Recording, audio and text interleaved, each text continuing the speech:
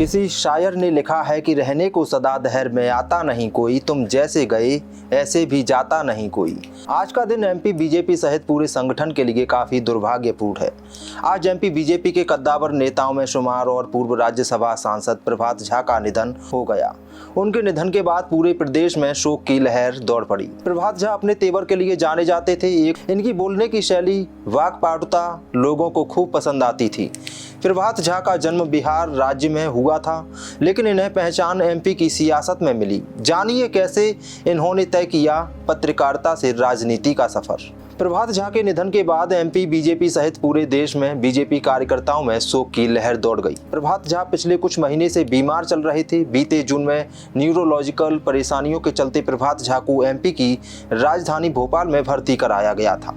इस दौरान उनका हाल चाल जानने के लिए बीजेपी के सीनियर नेताओं का जमावड़ा लग गया था। यहां तबीयत बिगड़ने के बाद उन्हें एयर एम्बुलेंस के जरिए दिल्ली भेजा गया, जहां उनका इलाज चल रहा था। इलाज के दौरान आज सीनियर नेता का निधन हो गया। इनके निधन पर सीएम मोहन यादव, प्रदेश अध्यक्ष वी.डी. शर्मा सहित बीजेपी के कई दिग्गज नेताओं ने दुख जताया। मध्य प्रदेश के ग्वालियर में एक पत्रकार के रूप में अपना करियर शुरू करने वाले प्रभात झा बाद में बीजेपी में शामिल हो गए और 2010 में पार्टी की मध्य प्रदेश इकाई के अध्यक्ष बने। झा 2008 में मध्य प्रदेश में राज्यसभा सदस्य के रूप में चुने गए और 2020 तक राज्यसभा में रहे। उन्होंने 2015 में बीजेपी के राष्ट्रीय उपाध्यक्ष के रूप में भी काम किया। प्रभात झा मध्य प्रदेश में बीजेपी के उन नेताओं में शामिल थे जिनकी संगठन में मजबूत पकड़ मानी जाती थी।